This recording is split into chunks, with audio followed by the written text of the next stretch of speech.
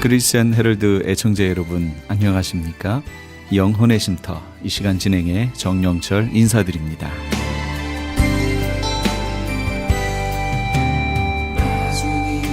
크리스천 헤럴드는 신문을 시작으로 라디오, 이제는 공중파 채널인 18.10을 통해 텔레비전으로도 함께 하실 수 있습니다. 이 시간에 방송되는 모든 목사님들의 설교를 인터넷 웹사이트 aktv1810.com을 통해 다시 들으실 수 있습니다. 하루를 귀한 말씀과 찬양으로 마감하시는 귀한 시간 되시기 바랍니다.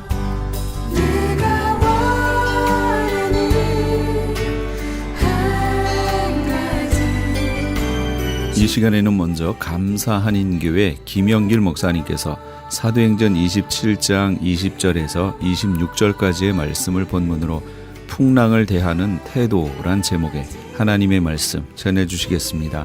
많은 은혜 받으시기 바랍니다. 죄를 지은 일이 없음에도 불구하고 유대인들이 그를 고소하였고, 또 재판을 받는 중에 유대인들 중에 과격한 사람들이 바울을 죽이겠다고 위협하였으므로, 그리고 아마도 가장 큰 이유는 이런 기회를 이용하여 로마의 황제에게 예수 그리스도를 소개하고 싶은 열망 때문에 로마의 시민권자였던 바울은 황제에게 직접 재판을 받겠다고 항소를 했습니다. 바울이 탄 배는 율리오라는 백부장과 그의 병사들이 압송하는 다른 죄수들도 있었습니다. 바울 일행은 구브로에서 이탈리아로 직행할 수 있는 알렉산드리아 배로 옮겨 탔습니다. 그러나 바람이 여의치 않아서 그들이 탄 배는 천천히 가다가 그레데 섬의 미앙이라는 항구에 겨우 정박할 수 있었습니다. 마침 겨울이 시작되고 있었습니다. 겨울에 지중해를 항해하는 것은 무모한 일입니다. 유라굴로라고 불리우는 계절 폭풍이 언제 불어올지 모르기 때문입니다. 사람들은 그 바람을 미친 바람이라고 불렀습니다. 그러나 뱃사람들은 원래 계획했던 대로 베닉스라고 하는 큰 항구에 가서 겨울을 지내고 싶어 했습니다. 바울은 기도 가운데 비록 짧은 항해 거리지만은 앞으로 다가올 위험을 감지하고 그들에게 이렇게 강권했습니다. 여러분이요, 내가 보니 이번 항해가 화물과 배만 아니라 우리의 생명에도 타격과 많은 손해를 끼칠 것입니다. 그러나 백부장은 바울의 말보다 선장의 말을 더 신뢰하고 항해를 허락했습니다. 배가 미항을 떠나자 부드러운 남풍이 불어왔습니다. 뱃사람들은 의기양양했습니다. 그러나 잠시 후 섬 가운데로부터 유라굴로라는 광풍이 불어오기 시작합니다. 그때까지 그레데 섬의 남쪽 절벽 아래로 조심스럽게 항해하고 있던 배가 마침내 광풍에 밀려서 망망대해로 떠내려갔습니다. 바울과 276명이 탄 배는 그렇게 열나흘 동안, 2주간 동안 지중해에 이리저리 떠밀려 다니고 있었습니다. 그런데 이 풍랑 가운데서 배에 탄 사람들을 안심시키고 소망의 말을 전해준 사람은 선장이 아니었습니다. 선주도 아니었습니다. 선원들도 아니었습니다. 백부장도 아니었습니다. 바울이었습니다. 여러 사람이 오래 먹지 못하였음에 바울이 가운데 서서 말하되, 여러분이요, 내 말을 듣고 그레데에서 떠나지 아니하여 이 타격과 손상을 면하였더라면 좋을 뻔하였느니라. 내가 너희를 권하노니 이제는 안심하라. 너희 중 아무도 생명에는 아무런 손상이 없겠고 오직 배뿐이리라. 다 죽었다고 절망할 때 바울은 어떻게 이런 확신의 참말을 할 수가 있었을까요? 그것은 풍랑을 대하는 바울의 태도가 다른 사람들과 달랐기 때문입니다. 살다 보면 풍랑 안 만나는 사람이 없습니다. 아무리 작은 풍랑이라도 내가 당하는 풍랑은, 내가 겪는 풍랑은 다른 사람들의 메가톤급 풍랑보다 더 심하게 느껴집니다. 하늘은 먹장 구름으로 가득 덮이고 바다는 산더미 같은 파도가 솟아오릅니다. 소용돌이 쳐오는 바람은 우리들의 의지를 송두리째 삼켜버립니다. 때로는 질병으로, 때로는 자녀들의 문제로, 때로는 부부 사이의 문제로, 혹은 경제적인 문제로, 사업과 일터에서 어떤 때는 사회적, 정치적 이유 때문에 풍랑을 만나게 됩니다. 그러나 풍랑 자체는 중립적입니다. 우리에게 해가 될 수도 있고 유익이 될 수도 있습니다. 풍랑에 대한 우리의 태도가 풍랑을 극복하게 하기도 하고 풍랑에 엄몰하게 하기도 합니다. 풍랑을 만날 때 우리는 어떤 태도를 가져야 할까요? 이것이 오늘 제가 여러분들과 함께 은혜를 나누려고 하는 말씀입니다. 두 가지를 말씀드리려고 합니다. 첫째로, 풍랑 가운데서 우리는 영적 반응을 보여야 합니다. 내가 육적으로 반응할 것이냐, 영적으로 반응할 것이냐, 거기에 우리가 풍랑을 이길 수 있는지, 풍랑에 엄몰될 수 있는지가 달려있다는 말씀입니다. 바울은 풍랑이 일어나자 영적으로 이 문제를 대처했습니다. 바울은 자기가 할 수 없는 일 하겠다고 나서지 않았습니다. 뱃사람들에게 한 사람 힘이라도 더 하겠다고 여기저기 하지도 못한 일을 하려고 돌아다니지 않았습니다. 두려움에 떠는 사람들을 위로하러 다니지도 않았습니다. 그것은 영적인 반응이 아닙니다. 육적인 반응입니다. 바울은 풍랑 가운데서 기도했습니다. 마음에 확신이 올 때까지 기도했습니다. 그는 단순히 살아남기 위해서 기도하지 않았습니다. 평소에도 주님을 위하여 항상 죽을 준비가 되어 있습니다. 그의 마음의 소원은 빨리 세상 떠나서 예수님 만나는 것이었습니다. 그러나 바울은 이 풍랑을 통하여 하나님께서 하시고자 하시는 일이 무엇인지를 알고 싶었습니다. 마침내 기도하는 바울 곁에 천사가 나타나서 이렇게 말했습니다. 바울아, 두려워 말라. 네가 가이사 앞에 서야 하겠고, 가이사는 로마의 황제입니다. 시저 앞에 서야 하겠고, 또 하나님께서 너와 함께 행선하는 자를 다 내게 주셨다. 천사의 말을 들은 후에 바울은 사람들에게 나가서 담대하게 외쳤습니다. 그러므로 여러분이여 안심하라. 나는 내게 말씀하신 그대로 되리라고 하나님을 믿노라. 그러나 우리가 한 섬에 걸리리라. 바울은 위기의 때에 전능하신 하나님께 피하였습니다. 기도의 제단을 쌓았습니다. 그러자 그의 영혼 속에 평안이 다가왔습니다. 확신과 담대함이 생겨났습니다. 우리의 인생에 풍랑이 일어날 때 우리는 먼저 영적 반응을 보여야 합니다. 먼저 기도해야 합니다. 기도하는 사람은 풍랑을 보지 아니하고 천지와 만물을 지으신 하나님을 만나게 됩니다. 기도하는 사람은 하나님과 자신이 어떤 관계에 있는지를 묵상합니다. 하나님은 내 아버지요, 난 하나님의 자녀이다. 풍랑이 내게 어찌하리요. 기도하는 사람은 풍랑 위를 걸어갈 수가 있습니다. 기도하는 사람은 사망의 음침한 골짜기에도 끝이 있다는 사실을 믿습니다. 의심하지 않습니다. 끝이 있을 때 그 끝에 잔치상이 나를 위하여 준비되어 있고, 내가 거기서 나를 비난하던, 내가 망하리라고 소문내던 내 원수들을 초청해서 같이 식사할 것이라고 생각합니다. 기름 부음과 넘치는 잔이 예비되어 있음을 믿음의 눈으로 보게 됩니다. 빅토 에밀 프랭클, 1905년에 태어나서 1997년에 세상을 떠난 정신과 의사가 있습니다. 그는 2차 세계대전 중에 아우슈비츠 수용소에서 가족들을 다 잃고 3년 동안 말할 수 없는 고통을 당했던 유대인입니다. 그는 오스트리아에서 미국이 참전하기 직전에 미국에 갈 수 있는 비자를 받았습니다. 부모님들은 그가 미국으로 가게 된 것을 기뻐했습니다. 그러나 막상 본인은 늙은 부모를 놓고 갈 수 없어서 망설이고 있었습니다. 그때 이미 정신과 의사였고 심리학 교수였던 그의 머릿속에는 의미치료법, 인생의 의미를 발견하면 변화될 수 있다는 로고 테라피 학설을 머릿속에서 준비하고 있었습니다. 미국에 가서 내 머릿속에 자라고 있는 내 자녀 같은 이 학설을 발전시킬까? 아니면은 부모님을 위해서 여기 남아 있어야 할까? 독일군은 점점 가까이 오고 나치들이 유대인들을 잡아서 수용소로 보내간다는 소문이 점점 가까이 들려오는데 나는 어떻게 해야 할까? 고민하다가 만일 입장이 바꿔져서 부모님이 내 입장이 된다면 부모님들은 어떻게 했을까? 우리 부모님들은 미국에 가는 비자를 포기할 것이다. 나를 위해서 희생하실 것이다. 부모님의 사랑을 생각하게 되자 그는 미국 가는 걸 포기하고 그 자리에 남아 부모님과 함께 있다가 잡힙니다. 부모님도 돌아가시고 수용소에서 자기 아내도 세상 떠나고 동생들도 세상을 떠나고 자기 혼자 살아남습니다. 그때 그가 37살 때였습니다. 그는 아우슈비츠 수용소에서 경험한 이야기들을 죽음의 수용소라는 책으로 남겼습니다. 그는 이렇게 말합니다. 인간은 주변 환경으로부터 거의 피할 수 없는 영향을 받는다. 그러나 인간은 다른 짐승들처럼 무조건적으로 조건 반사하는 존재가 아니다. 인간은 어떤 상황에서도 반응을 선택할 수가 있다.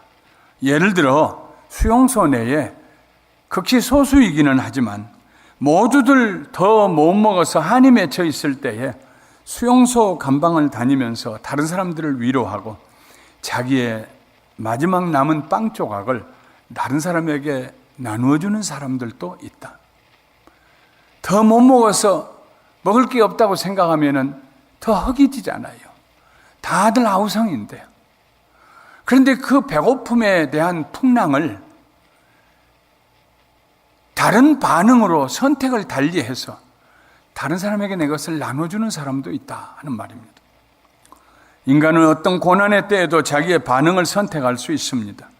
풍랑이 일어나자 뱃사람들은 조건 반사적으로 움직였습니다. 처음에는 바람을 거스르며 가보려고 했습니다. 쓸데없는 일이라는 걸 깨달은 다음에는 바람에 맞추어 가보려고 했습니다. 그래도 안 되자 돛을 내리고 바람이 부는 대로 배가 가도록 내버려 두었습니다. 얼마 후에는 파도가 배를 부숴버릴까 싶어서 밧줄을 가지고 배 선체, 배 몸체를 묶었습니다. 어리석은 일이죠. 그렇다고 배가 깨지지 않나요? 수심이 얕은 곳에 이르자 요행을 바라고 닻을 내렸습니다. 혹시라도 바다 밑에 땅을 만나서 닻이 배를 멈추게 할 수 있을까? 쓸모없는 일이었습니다. 그 이튿날에는 배를 가볍게 하기 위해서 짐들을 바다에다 다 버렸습니다. 그 배에는 276명 바울을 제외한 사람들 뿐만 아니라 애굽에서부터 싣고 오는 곡물을 가득 실은 큰 배입니다. 로마로 곡물을 싣고 가는 화물선입니다. 모든 곡물을 다 버렸습니다. 사흘째 되는 날에는 자기들이 꼭 필요한 배의 기구들까지 바다에 던졌습니다. 이제는 할 일이 없었습니다. 죽지 않으면 다행입니다. 절망에 이르렀습니다. 그런데 똑같은 풍랑을 보고 바울은 다른 반응을 보였습니다. 바울은 기도를 통하여 하나님의 지성소에 들어갔습니다. 바울은 기도하면서 홍수 위에 좌정하고 앉아 계신 하나님을 보았습니다. 시편 29편 10절과 11절에 여호와께서 홍수 때에 좌정하셨으며 여호와께서 영원하도록 왕으로 좌정하셨도다. 여호와께서 자기 백성에게 힘을 주시며 여호와께서 자기 백성에게 평강의 복을 주시리로다. 홍수가 있어요. 풍랑이 일어요. 거센 바람이 불어와요. 그런데 하나님께서 그 홍수 위에, 풍랑 위에 앉아 계십니다.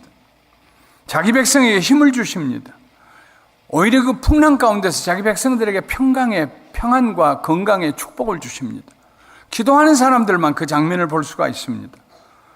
만일 바울이 뱃사람들을 도와서 그들이 하는 일을 하려고 했다면, 만일 바울이 먼저 사람들의 위로자가 되려고 여기저기 분주히 다녔다면 결국 바울은 아무것도 할 수가 없었을 것입니다.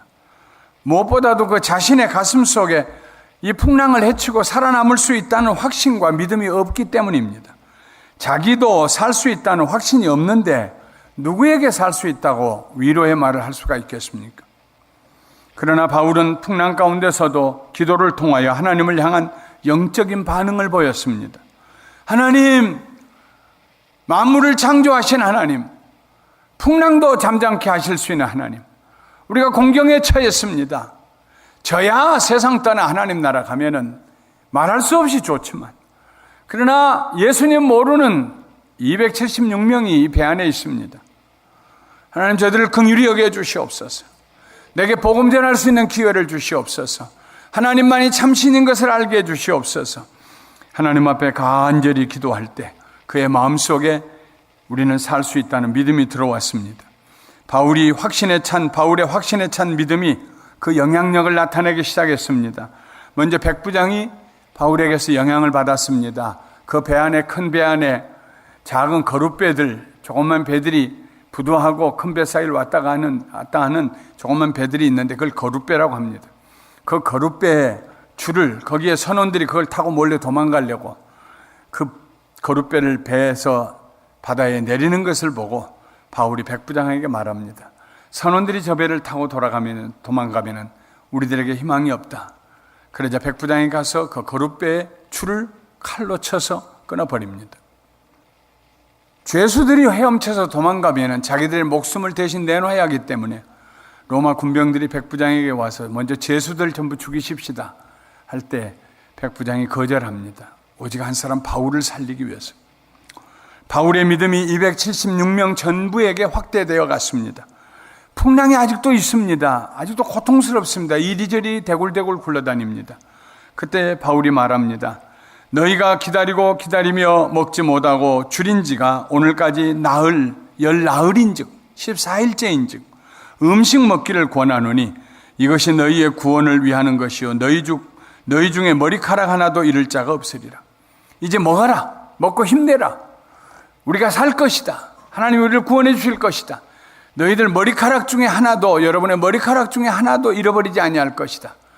바울의 말이 얼마나 확신에 넘쳤던지 열나흘 동안 먹지도 않고 굶주렸던 그 사람들이 힘을 내서 음식을 먹기 시작했습니다.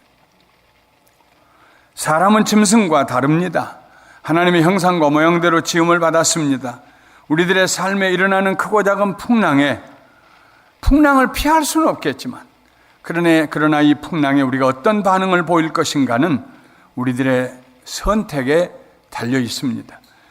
우리는 무엇보다도 풍랑이 다가올 때 영적 반응을 보여야 합니다.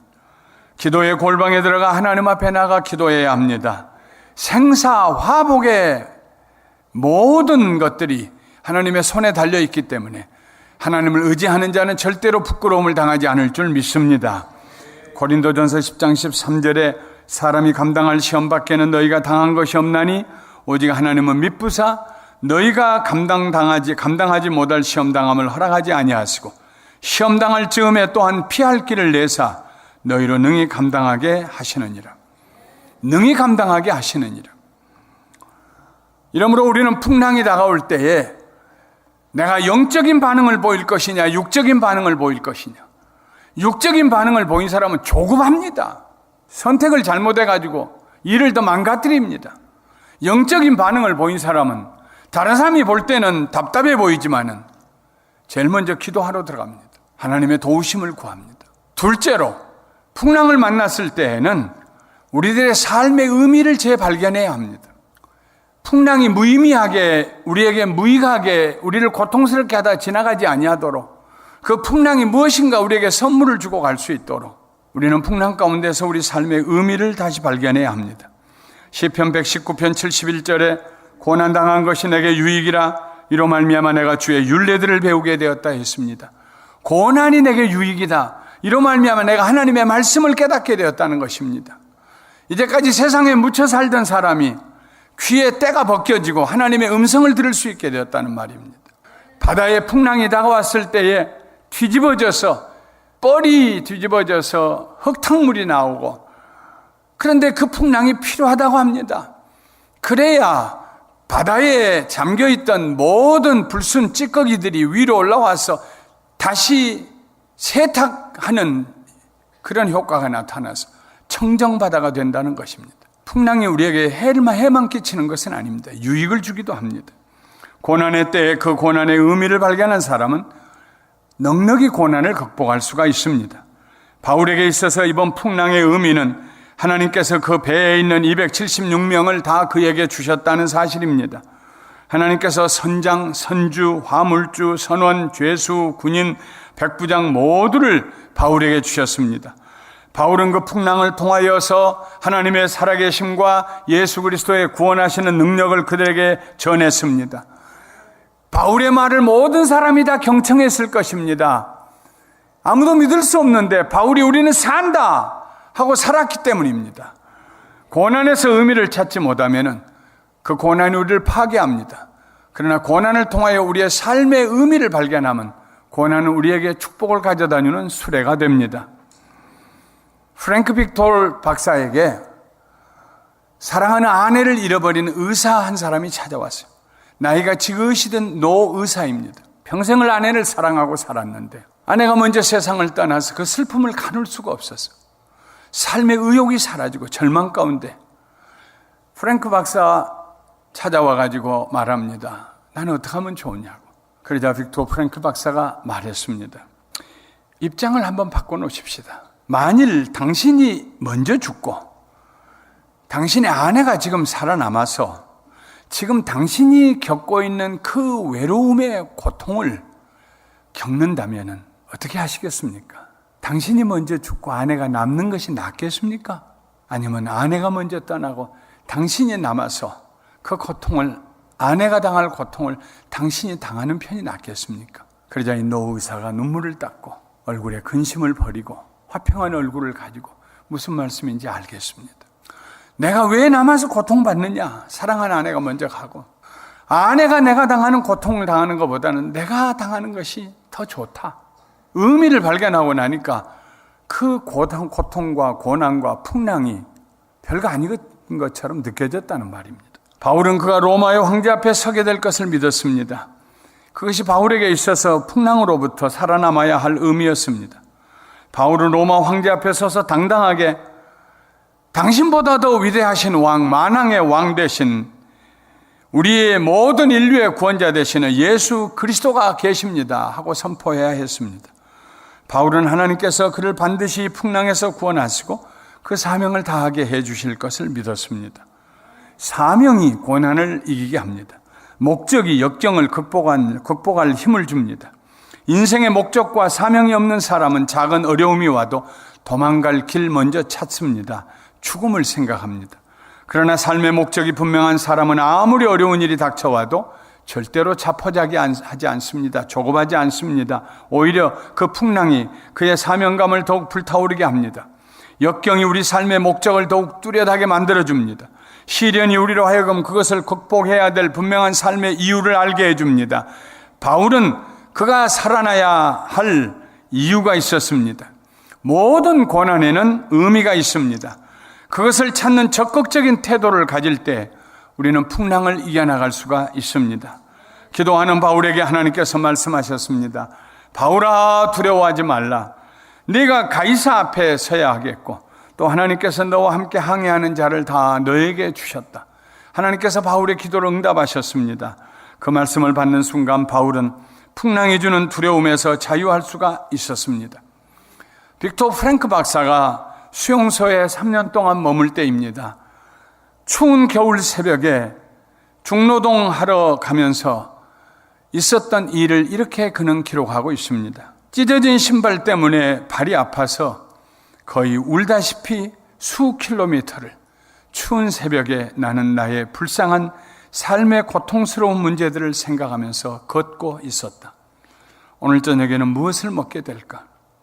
만일 소세지 조각이 여분으로 나온다면 그것을 빵 조각과 바꾸어 먹을 수 있을까? 지난번 받은 담배 한 개 피로 비누 한 조각과 바꿀 수 있을까? 떨어진 내 구두끈을 대신할 끈앞을 하나를 어디서 구할 수 있으면 좋겠는데, 항상 만나는 사람들과 오늘도 일하게 될까? 오늘 감시병은 사납지 않을까? 대심리학자가, 교수가, 정신과 의사가 자기가 생각해도 기가 막혔습니다. 그렇게 자질구질한 일들을 매일 매시간 생각한다는 것에 진절머리가 났습니다. 그래서 그는 고개를 흔들면서 그의 생각을 다른 곳으로 돌렸습니다. 계속해서 그는 이렇게 기록하고 있습니다. 갑자기 나는 옷을 잘 차려입고 강단 위에 서 있었습니다.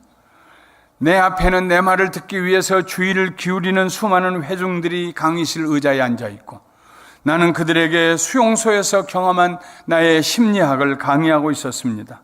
그러자 그때까지 나를 짓눌러 오던 모든 것들이 객관화되고 지금 당하고 있는 고통스러운 일들이 멀리 학문적인 차원에서 묘사되기 시작했습니다. 이렇게 하는 동안 나는 수용소의 고통에서 벗어났고 이미 그 고통은 과거의 것인 것처럼 보였습니다. 똑같은 수용소 그 고통스러운, 언제 저 도케스가 있는 곳으로 목욕하라고 보내서 들어가서 도케스 마시고 죽고 그 몸에 있는 기름을 빼서 비누를 만드는, 바로 눈앞에 보이는, 항상 연기가 쉬지 않고 솟아오르는, 사람 태우는 연기가 보이는 그 수용소에 살면서 그 고통스러운 날들을 지내면서 자질구질한 일을 생각하다가 고개를 번쩍 들고, 기왕에 당하는 고통인데 이런 생각하지 말자. 언젠가 내가 옷을 잘 차려입고 사람들 앞에, 많은 사람들 앞에, 내게 귀를 기울이는 사람들 앞에 내가 이 수용소의 경험을 가지고 인생의 의미를 발견하면 고난을 헤쳐나갈 수가 있다고, 강의하는 날이 올 것이다 하고 그것을 상상하고 바라보는 순간 그는 고난에서 벗어나기 시작합니다. 고난은 그대로 있었지만 그는 고난 위에 올라설 수가 있었습니다. 풍랑 가운데서 19일째 되던 날 밤 바울은 그가 로마 원로원 앞에 서 있는 모습을 그려보고 있었습니다. 프랭클 박사는 그때 수용소에서 그가 그려보았던 그 장면을 결국 그대로 수용소에서 나온 다음에 경험하게 됩니다. 실천하게 됩니다. 마침내 날이 새고 나니 배는 어느 섬의 해안에 밀려와 있었습니다. 이 섬은 멜리데로서 오늘날 말타라고 부르는데 이탈리아 시실리 섬으로부터 60마일 남쪽에 있는 조그마한 섬입니다. 바울이 탄 배는 14일 동안 그레데의 미항으로부터 직선거리로 600마일 떨어진 멜리데 섬에 도착했던 것입니다. 그 먼 길을 태풍에 이리저리 떠밀려 돌아다니다가 마침내 그 섬에 도달했습니다. 인생의 거친 풍랑이 우리가 영적으로 반응하기만 하면 이 풍랑 가운데서 나는 내 삶의 의미를 발견하리라, 그 의미를 붙잡으려고 놓치지 않기만 하면 뜻밖에도 소원의 항구로 인도해 줄 것입니다. 말씀을 마치겠습니다. 누구나 인생의 풍랑을 만날 수 있습니다. 내 잘못일 수도 있고 다른 사람의 잘못일 수도 있습니다. 아내의 잘못일 수도 있고 남편의 잘못일 수도 있습니다. 자식의 잘못일 수도 있고 부모의 잘못일 수도 있습니다. 풍랑을 만났을 때 우리는 먼저 영적 반응을 보여야 합니다. 하나님께 기도해야 합니다. 하나님만이 우리를 풍랑으로부터 건지실 뿐 아니라 삶의 의미를 다시 발견할 수 있도록 도와주시기 때문입니다. 사랑하는 성도 여러분, 풍랑이 다가올 때 원망하지 마십시오. 기도를 통하여 풍랑이 주는 의미를 발견하십시오. 기도를 통하여 풍랑을 잠잠케 하시는 하나님을 앙망하고 바라보십시오. 기도하는 사람만이 구원의 확신을 들을 수 있습니다. 기도하는 사람만이 다른 사람들에게 구원의 복음을 선포할 수 있습니다. 기도하는 사람만이 자기 자신뿐만 아니라 다른 사람의 손을 붙잡고 풍랑을 헤치고 견고한 땅으로 올라설 수 있습니다. 풍랑을 향하여서 올바른 태도를 가지고 승리하시는 우리 모두가 되시기를 주님의 이름으로 축원합니다. 지금까지 감사 한인교회 김영길 목사님께서 귀한 하나님의 말씀 전해주셨습니다. 감사 한인교회는 6959 너트 애비뉴 부에나팍에 위치하고 있습니다. 신앙상담에 도움을 받기 원하시는 분은 714지역 521-0991 714지역 521-0991번으로 문의하시기 바랍니다. 유태인이 만든 특수영양제 M3 들어보셨어요? 곡식의 눈, 과일씨, 껍질, 약초의 뿌리로 만든 특수 영양제 M3. 혈압, 당뇨, 아토피, 천식, 비만 등 무슨 병이든 큰 효과를 주는 신비의 영양제 M3. 서울대학병원 7곳, 고려대학병원 2곳에 입점되어 더욱 믿을 수 있는 M3의 효능. 213-435-9600, 213-435-9600 M3 정직한 마음으로 권해드립니다. 시민권 신청, 부모님, 배우자, 자녀 영주권 신청, 취업이민, 종교이민, 학생비자, 신분 변경, 추방유예, 결혼, 공증. 인생이 달린 이 모든 일 어디에 맡겨야 할까요? 한인타운 연장자 센터의 모치기관인 주는사랑채 이민법률센터에 맡기세요. 21년 이민법 경력의 박창영 이민국 공인변호인이 성심을 다해 도와드립니다. 올림픽과 윌튼 323-735-7888 323-735-7888.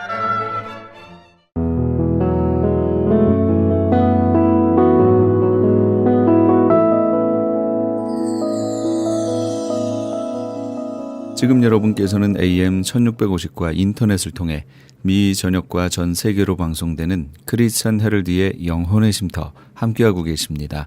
계속해서 이 시간에는 방주교회 김영규 목사님께서 요한복음 1장 19절에서 28절까지의 말씀을 본문으로 너는 네게 대하여 무엇이라 하느냐라는 제목의 하나님의 말씀 전해주시겠습니다. 많은 은혜 받으시기 바랍니다. 오늘 같이 언어 바꿔주는 말씀의 본문은 요한복음 1장 19절에서 29절까지 말씀입니다. 너는 내게 대하여 무엇이라 하느냐는 제목으로 같이 언어를 나누려고 합니다. 오늘은 대강절 네 번째 주일입니다. 이제 네 번째 주일 촛불을 다 켰습니다. 대강절 촛불은 기다림을 뜻하는 것입니다. 우리가 첫 번째 주일을 맞이할 때 첫 번째 초를 켜고 두 번째 초를 켜고 세 번째, 네 번째 우리가 매 주일마다 한 개의 촛불을 켜면서 우리는 성탄 아기 예수님을 우리가 기다리며 한 주를 보내고 있습니다. 네 번째 촛불을 붙이면서 예수님의 오심을 기다리는 주일입니다. 오늘 우리는 본문 말씀을 통해서 유대인과 레위 사람들이 세례 요한에게 사람을 보내서 세례 요한에 대해서 질문한 것입니다. 너는 내게 대하여 무엇이라 하느냐?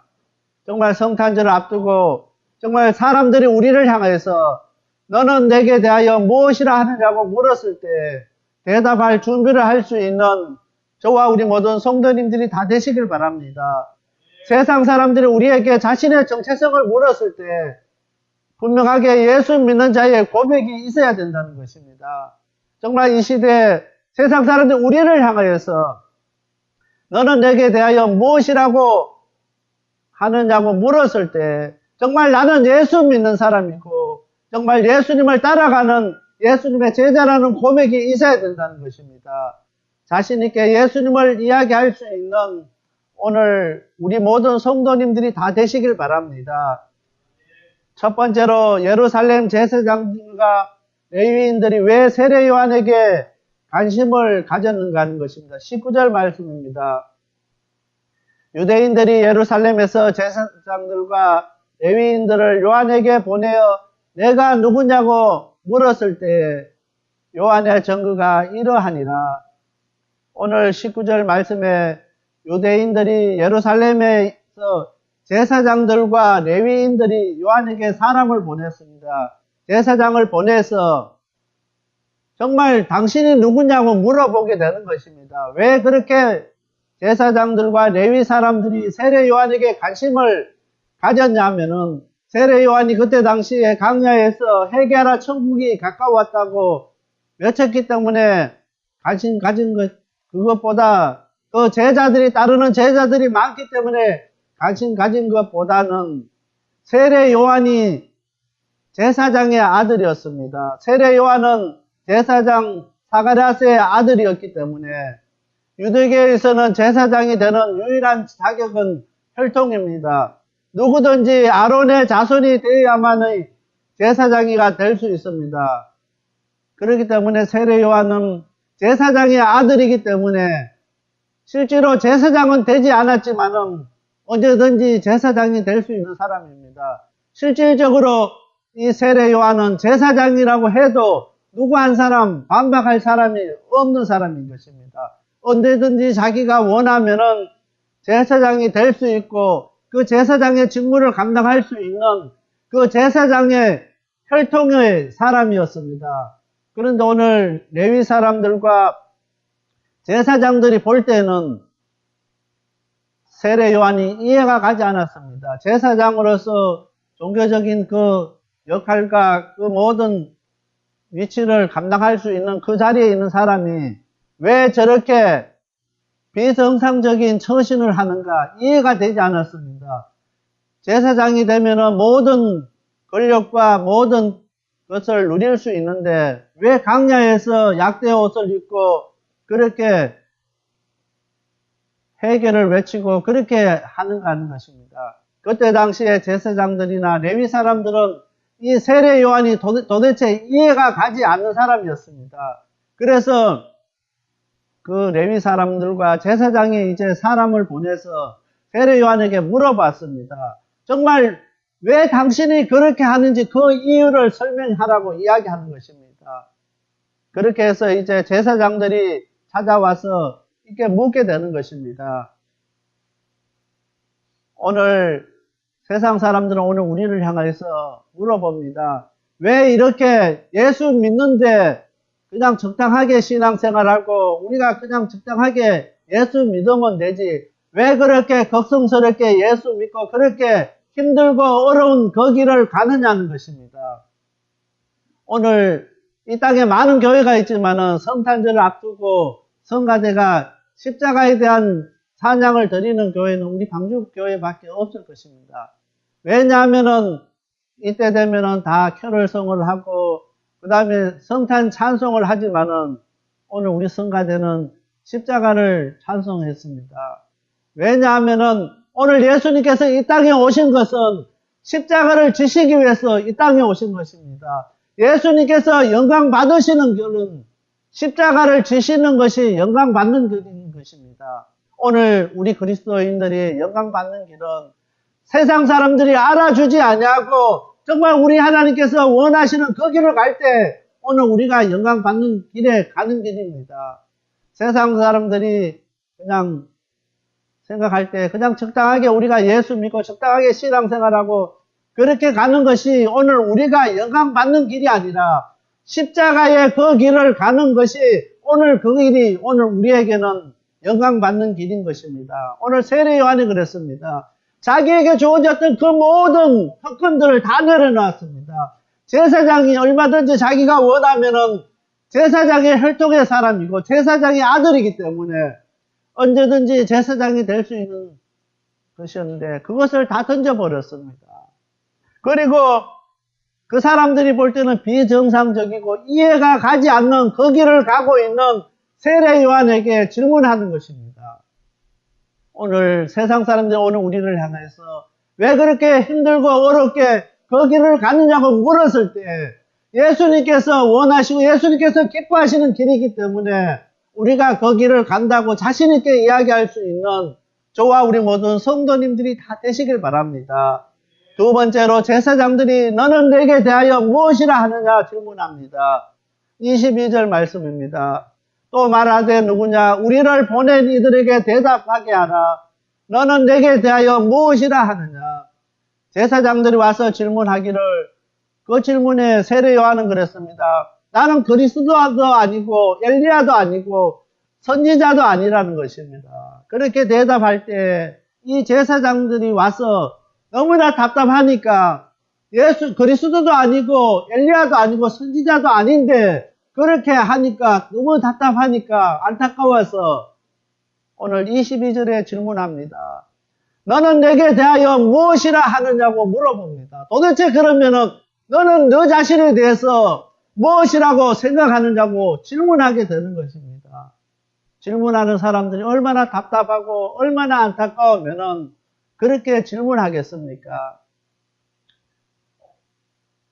오늘 23절 말씀에 세례 요한이 가로되 나는 선지자 이사야의 말과 같이 주의 길을 곱게 하라고 강야에서 외치는 자의 소리로다 하니라.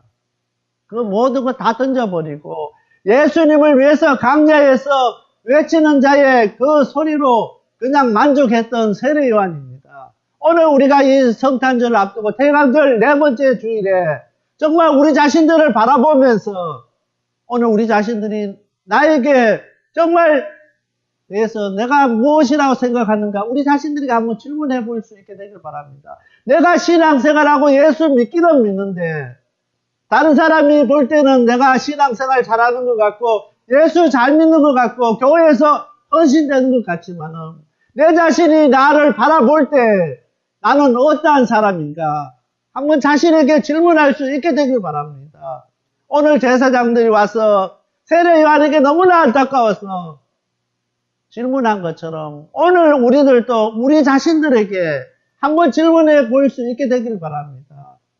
2016년도 성탄절을 앞두고 우리 한 사람 한 사람 우리 자신에게 너는 내게 대해서 무엇이라 하느냐고 한번 질문해 보며 답해 보시길 바랍니다. 이 질문 앞에서 정말 우리가 어떠한 사람이고 우리가 어떻게 신앙생활하고 우리가 어떻게 예수 믿었는지 우리 자신들을 한번 되돌아볼 수 있게 되길 바랍니다. 세례 요한은 23절 말씀을 통해서 강야에서 외치는 자의 소리라고 이야기했습니다. 강야에서는 아무도 알아주는 사람이 없습니다. 아무도 그 사람의 그것을 유대인들은 귀를 기울이지 않았습니다. 세례 요한은 그렇지만 자신의 사명이 무엇인지를 분명하게 알고 있었습니다. 오늘 우리들도 이 질문 앞에서 정말 우리에게 맡겨진 그 사명이 무엇인지를 깨닫는 저와 우리 모든 성도님들이 다 되시길 바랍니다. 빌립보서 4장 5절 말씀입니다. 너희 간용을 모든 사람에게 알게 하라. 주께서 가까우시니라. 여기 간용은 너그럽게 받아들인 것입니다. 오늘 우리가 이제 주님이 오실 날이 점점 가까워져 가고 있습니다. 세상을 가슴에 품을 수 있는 저와 우리 모든 성도들이 다 되시길 바랍니다. 세례 요한은 강야에서 약대와 그렇게 강야에서 약대 옷을 입고 그렇게 생활하면서 그 모든 사람들을 가슴에 품었습니다. 그들에게 해결을 외치면서 그들을 위해서 기도했습니다. 오늘 우리를 또 너희 간용을 모든 사람에게 알게 하라. 주께서 가까우시니라. 정말 우리 주님께서 오실 날이 점점 가까우고 있습니다. 오늘 우리가 너그럽게 세상을 받아들이고 용서하며 모든 사람을 품을 수 있는 오늘 저와 우리 모든 성도님들이 다 되시길 바랍니다. 정말 불쌍한 영혼들을 품고 그들을 위해서 기도할 수 있는 오늘 우리 모든 성도님들이 다 되시길 바랍니다. 예수 믿는 사람으로서 우리의 모습이 예수 믿는 사람의 모습이 나타나져야 된다는 것입니다. 예수 믿지 않는 사람들이 오늘 우리의 모습을 바라보면서 저 사람은 정말 예수 믿는 사람이라고 그렇게 이야기할 수 있어야 된다는 것입니다. 세 번째로 세례 요한은 철저하게 오시는 예수님을 준비했습니다. 26절 말씀입니다. 요한이 대답하되 나는 물로 세례를 주거니와 너희 가운데 너희가 알지 못하는 한 사람이 있었으니 바리새인의 관심은 세례 요한이 주는 세례에 대해서 관심을 가졌습니다. 그래서 질문하기를 그리스도도 아니고 엘리야도 아니고 선지자도 아닌데 너가 어떻게 해서 그러면 세례를 주느냐는 것입니다. 왜 바리새인들이 이 세례 주는 것에 관심을 갖느냐면은 이스라엘 백성들은 하나님의 택한 백성이기 때문에 세례를 받지 않습니다. 세례를 받는 사람은 누구냐면은 이방인들입니다. 이방인들이 개종해서 이제 올 때 세례를 받게 되는 것입니다. 그런데 오늘 세례 요한은 이방인들에게 세례를 주지 않았습니다. 유대인들에게 세례를 줬습니다. 그렇기 때문에 바리새인들이 그것을 지적하고 그것에 대해서 항상 시비를 거는 것입니다. 왜 세례를 받을 필요가 없는 유대인들이 세례 요한에게 와서 세례를 받느냐는 것입니다. 이것이 참으로 중요한 말씀입니다. 선택된 백성이라도 정결케 되지 아니하면 안 된다는 것입니다.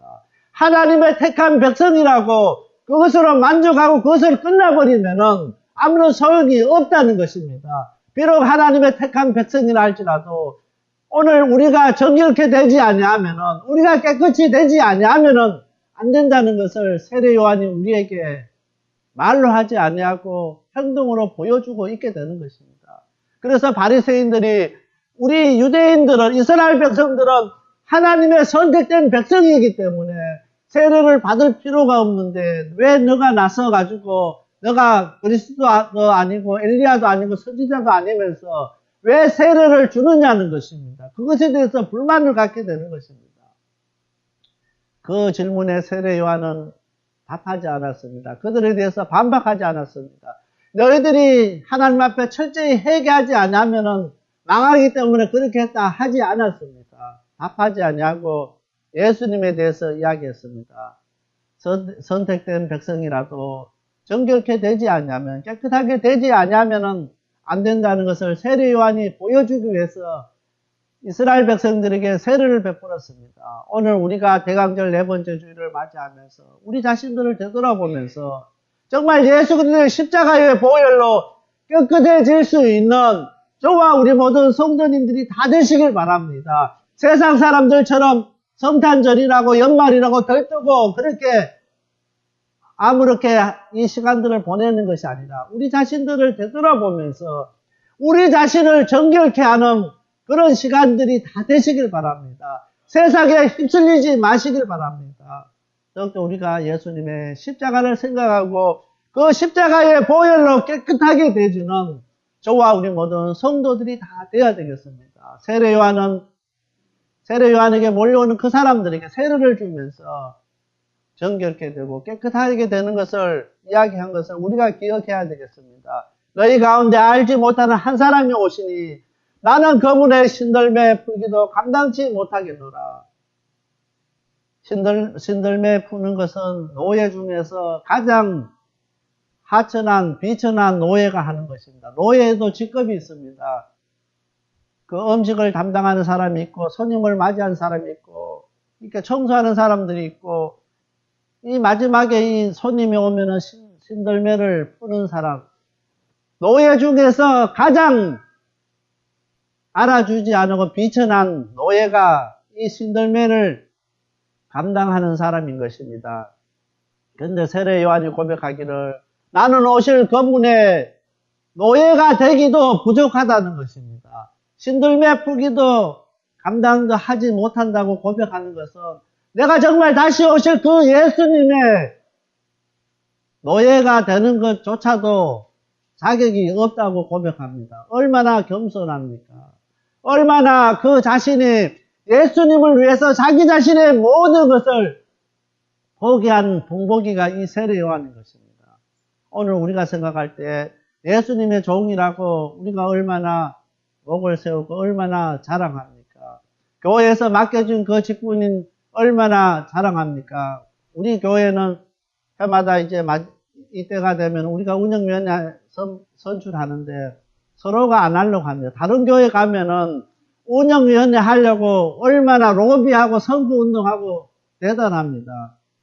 정말 그 운영위원회 위원장이나 위원들이 그 대단한 것이 아니라는 겁니다. 세례 요한이 고백하기를 나는 정말 예수님의 그 노비가 되는 것조차도 자격이 없다는 것입니다. 여러분 생각할 때 정말 노비가 되는데 무슨 자격이 필요합니까? 그렇지만 세례 요한은 고백하기를 나는 오신 그 예수님의 노비가 될 자격도 없는 사람이라고 철저하게 자기를 포기하고 자기를 낮추고 자기를 던진 사람인 것입니다. 오늘 우리가 이 세례 요한의 모습을 바라보면서 우리가 오시는 예수님을 우리가 어떠한 마음으로 어떠한 자세로 그분을 맞이하고 그분을 준비해야 될지 우리 자신들을 되돌아볼 수 있게 되길 바랍니다. 우리는 얼마만큼 자신을 포기하고 예수님을 드러내기 위해서 애쓰고 있습니까? 그럴 때마다 항상 이 세례 요한을 기억할 수 있게 되길 바랍니다. 세례 요한은 예수님의 종이 되는 것, 노비가 되는 것까지도 할 수 없다고 고백했습니다. 그 자격도 없다고 고백했습니다. 오늘 세례 요한이 이렇게 고백했다면 하물며 우리는 오죽하겠습니까? 이 시간에 예수님, 오늘 우리는 예수님의 노비가 될 자격도 없는 사람입니다.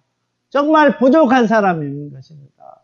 그렇게 고백하는 저와 우리 모든 성도님들이 다 되시길 바랍니다. 이 대강절 4번째 주일에 우리 예수님을 맞이하고 예수님을 경배할 준비하면서 정말 오늘 우리는 예수님의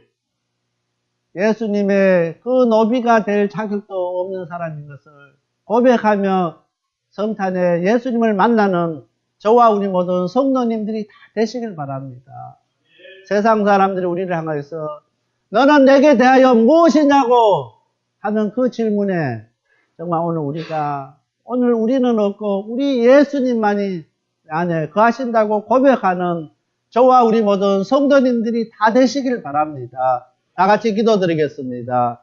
사랑의 하나님 아버지 감사합니다. 오늘 저에게 귀한 말씀 주신 하나님, 세례 요한은 제사장의 아들로서 제사장이 될 자격을 갖춘 사람이었지만은 다른 사람들이 볼 때는 비정상적이었지만은 오시는 그 예수님을 위해서 모든 것을 다 포기했습니다. 그래서 예수님을 위해서 노비가 될 자격도 없는 사람이라고 고백했습니다. 세례 요한의 모습을 바라보면서 오늘 우리들도 예수님을 위해서 우리가 노예가 될 자격도 없는 사람이라고 고백할 수 있는 저와 우리 모든 성도님들이 다 되게 하여 주옵소서. 우리가 예수님을 위해서 모든 걸 다 포기하고 던져버릴 수 있는 저희들 되게 하여 주시옵소서. 이 시간에 저희들 예수님의 십자가의 보혈로 깨끗게 하시고 정결케 하시고 새롭게 하여 주시옵소서. 이 모든 말씀 예수님 이름 의지하여 간절히 기도드렸습니다. 아멘. 지금까지 생명을 살리고 자유케 하는 섬김이 있는 방주교회 김영규 목사님께서 하나님의 말씀 전해주셨습니다. 생명을 살리는 방주교회는 3735 휴스 애비뉴 로스앤젤레스에 위치하고 있습니다. 교회에 대한 자세한 안내는 전화 213지역 663-3301 213지역 663-3301번이나 홈페이지 arkofnoahchurch.org로 문의하시기 바랍니다. 아니 당신 미장원 다녀왔어? 헤어스타일이 확 바뀌었네. 홈쇼핑 월드 차홍 고데기로 마술을 부렸지. 홈쇼핑 월드 차홍 고데기. 차홍 허니앤비 샴푸로 머리 감으면서 차홍 헤어두피 마사지를 쓰면 머릿결이 너무너무 부드러워지고 한 움큼씩 빠지던 머리카락도 눈에 띄게 덜 빠져. 차홍 고데기 너무 좋아. 그럼 그 웨이브 머리도 당연하죠. 3, 4분이면 이렇게 풍성한 웨이브 머리를 만들 수 있다고요. 너무 이쁘다. 어디서 샀어? 홈쇼핑 월드. 가격 만족, 품질 만족, 행복한 쇼핑. 팔가와 웨스턴 홈쇼핑 월드. 안녕하세요. 폴선입니다. 건강보험 회사들의 플랜이 해마다 바뀌는 것 아시죠? 10월 15일부터 12월 7일까지 새로운 보험에 가입하거나 변경하여 본인에게 적합한 플랜을 찾아야 합니다. 메디케어만 갖고 계신 분, 어드밴테이지 플랜을 갖고 계신 분은 무료 상담 받으세요. 수호천사보험 시니어 전문 보험 라이센스 에이전트 폴선 213-503-6897 213-503-6897 상담은 주 7일 오전 8시부터 오후 8시까지 TTY 1800-735-2929.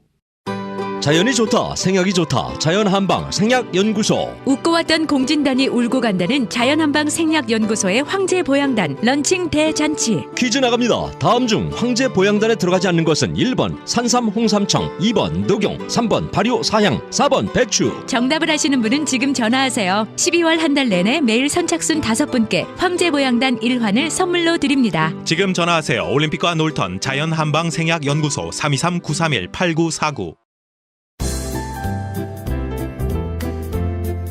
건강 칼럼.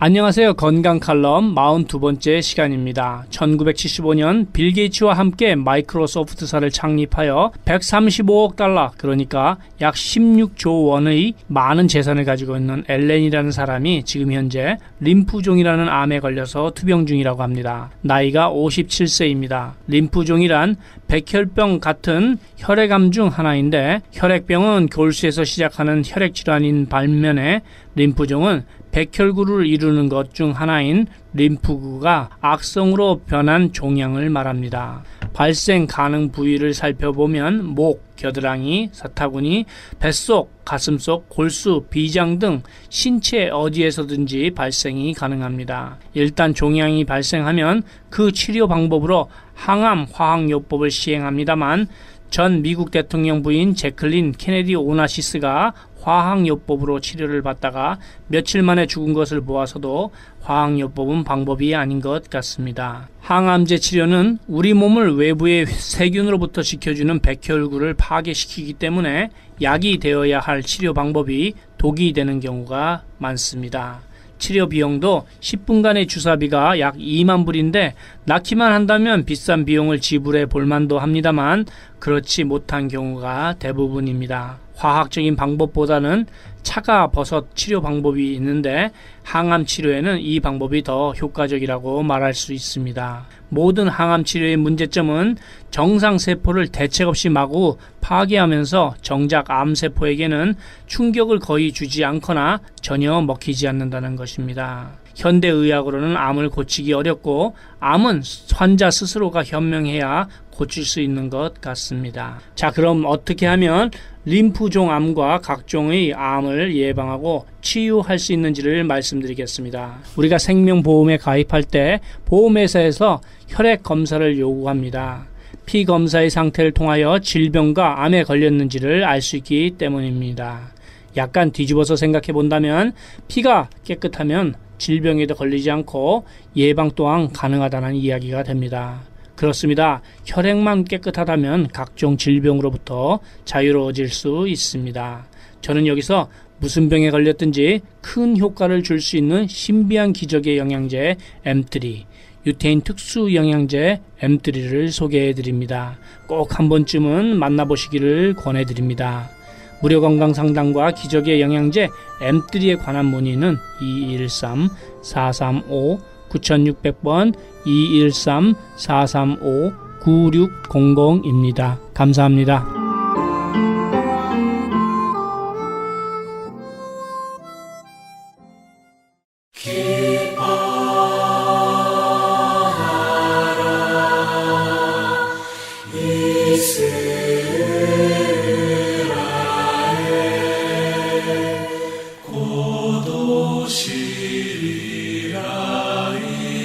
어느 추운 겨울 한방눈이 몹시 내리는 성탄절이었습니다. 신앙심이 깊은 남편을 따라 성탄 예배를 드리고 집으로 돌아가며 아내는 계속 의심을 토해냈습니다.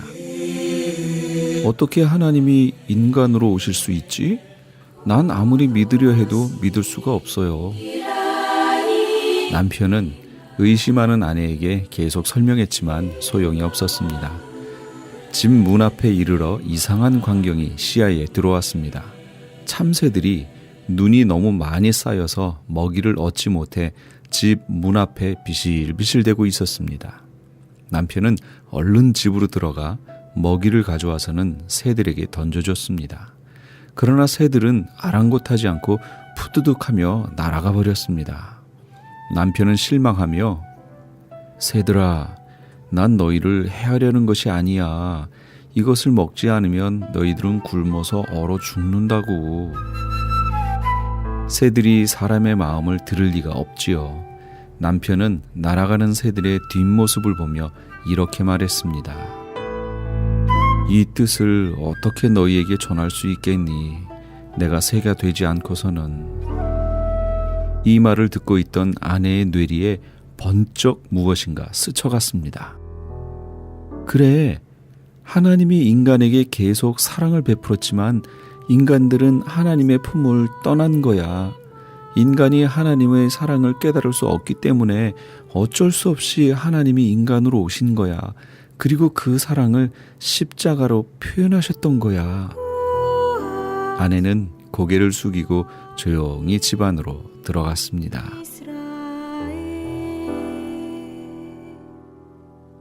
그렇습니다.